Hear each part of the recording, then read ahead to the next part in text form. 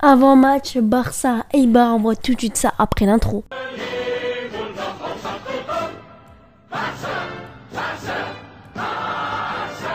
Les amis, n'hésitez pas à mettre un tout petit like et de vous abonner, ça m'aiderait énormément. Et c'est parti pour l'avant-match.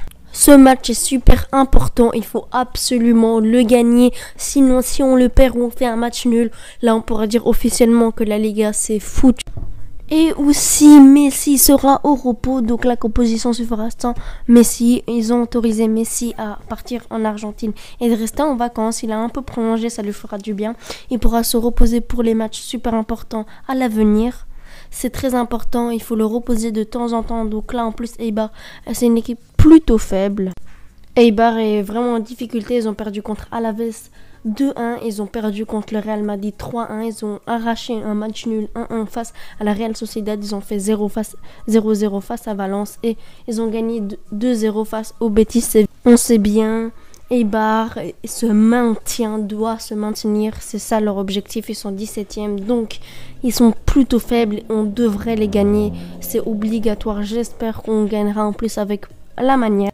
Nous sommes plutôt sur une bonne série. En 4 matchs, on a pris 10 points, 3 victoires et 1 nul. Il faut enchaîner pour pouvoir continuer à monter au classement. Pour le moment, on n'est même pas encore qualifié en Champions League, mais je pense qu'on le fera. Mais on a beaucoup de retard sur le Real Madrid et l'Atlético, donc il faut gagner.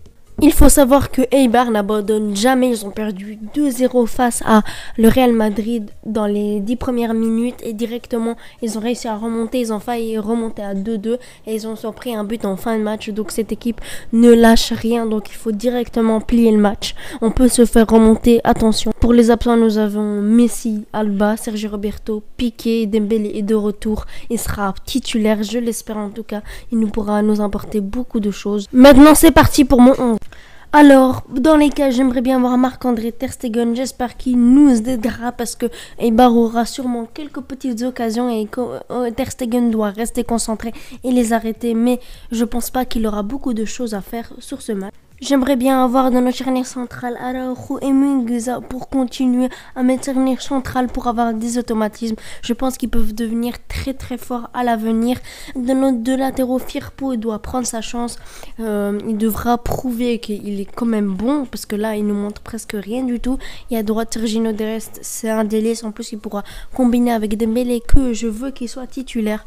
Il réussit beaucoup de dribbles. Il est le 3e, il me semble, dans les joueurs qui réussissent le plus de dribbles. Messi est premier, évidemment. Donc voilà, j'espère que Dest sera aussi utile que dans les autres matchs.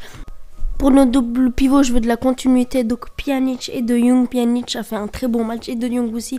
Donc il faut avoir des automatismes. Pjanic, je pense que ça lui fera du bien d'enchaîner un deuxième match titulaire. Ils devront aussi se reposer si jamais on plie le match directement face à Eibar. Comme ça, pourquoi pas Busquets pourrait rentrer en cours de jeu pour garder la balle, etc.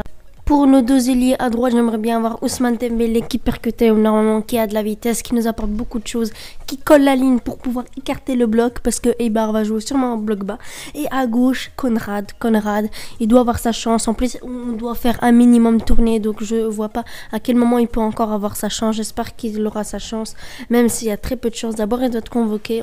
J'ai pas encore vu s'il est convoqué. Konrad, c'est un peu un style de Dembélé, mais c'est quand même différent. Il colle la ligne, il accélère énormément, il a une bonne vitesse de pointe. En meneur de jeu, Pedri, je pense que c'est son meilleur poste en meneur de jeu, même s'il peut jouer en ailier. Cette fois, je le mets en 10. Il a été tellement bon sur les derniers matchs qu'il mérite d'être encore une fois titulaire. Et en Phonos, Antoine Griezmann, il doit avoir encore sa chance, il doit prouver sur ses derniers matchs, il a été plutôt mauvais, donc il doit confirmer. Je serais curieux de voir la connexion Pedri et Griezmann, ils pourront entrechanger tous les deux, donc c'est intéressant à voir. N'hésitez pas à me dire votre 11 dans les commentaires, je lirai tout. Mon pronostic est une victoire 4-0 du Barça. Je pense qu'on gagnera assez largement, je l'espère en tout cas. N'hésitez pas à me dire votre pronostic dans les commentaires, je lirai attentivement. Et les amis, on se laisse sur ça. N'hésitez pas à liker, partager, commenter et on se laisse. Ciao.